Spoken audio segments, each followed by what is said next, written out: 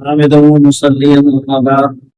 عن ابن مسعود رضي الله عنه قال قال رسول الله صلى الله عليه وسلم من قرأ حرفا من كتاب الله فله حسنة فالحسنة بعشر أمثالها لا أقول ألف لام ميم حرف ولكن ألف حرف ولام حرف وميم حرف.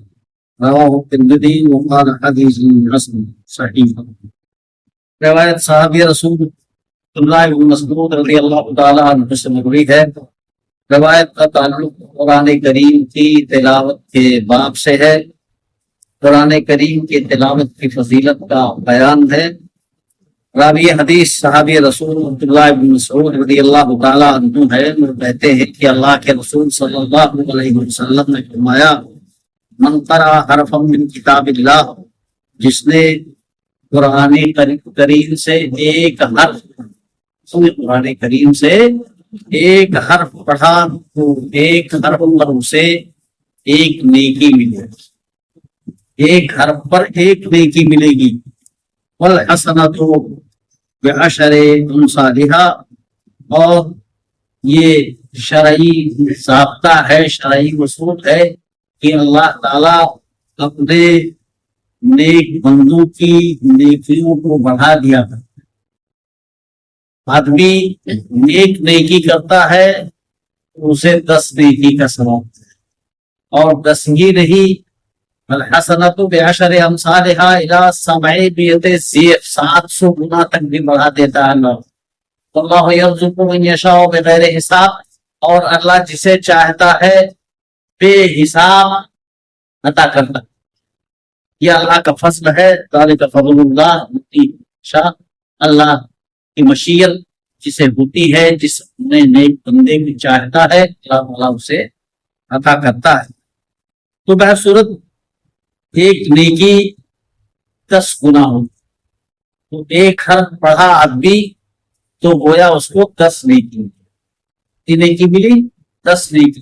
ایک نیکی 10 کے برابر ہے، تو ایک حرف پر 10 نیکی اس کو ملی۔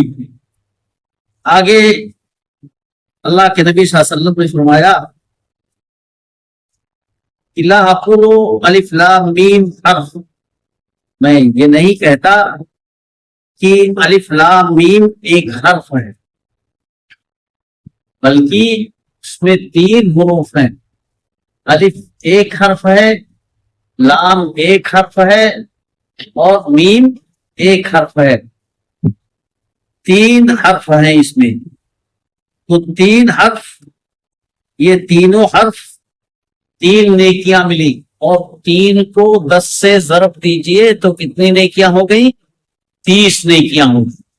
ایک نیکی 10 نیکی کے برابر، تو 3 حرف پر 3 نیکی برابر 30 نیکی کے ہو گئے۔ تو الف لام میم اگر کوئی پڑھ دیتا ہے تو اسے 30 نیکیاں ملتی ہیں۔ تو یہ ہے قرآن کریم کے پڑھنے کی فضیلت۔ حدیث کی روایت امام ترمذی نے کی ہے، اور امام ترمذی نے حدیث کو حسن صحیح کہا ہے۔ روایت صحیح ہے، اور اس روایت سے قرآن کریم کی تلاوت کی فضیلت معلوم ہوتی ہے۔ یہ نہیں ہے کہ آدمی معنی و مفہوم کو سمجھتے ہوئے پڑھے تب یہ نیکی ملے گی، بغیر معنی و مفہوم کے سمجھے ہوئے صرف تلاوت کرے، الف لام میم کہے تو اس کو 30 نیکیاں مل گئی۔ اور وہ شخص جو قرآن کریم کو سمجھ کر کے، اس کے معنی و مفہوم کو سمجھ کر کے پڑھتا ہے، اور قرآن کریم کے احکام پر عمل بھی کرتا ہے، بغیر عمل کے کچھ نہیں حاصل ہوگا، عمل بھی کرنا ہوگا، قرآن کریم کے احکام کے مطابق ہمیں عمل کرنا ہوگا، تو اس کے بعد ہمیں اللہ رب العالمین نیکیاں دے گا۔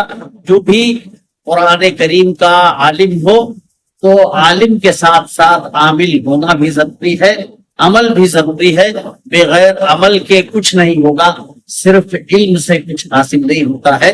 اللہ رب العالمین سے دعا ہے کہ اللہ رب العالمین ہمیں تلاوت قرآن، اور ساتھ ہی ساتھ اگر ہم پڑھے ہیں تو معنی و مفہوم کے ساتھ پڑھنے اور قرآن کریم کے احکام اور فرامین پر عمل کرنے کی اللہ رب العالمین ہم سب کو توفیق عطا فرمائے۔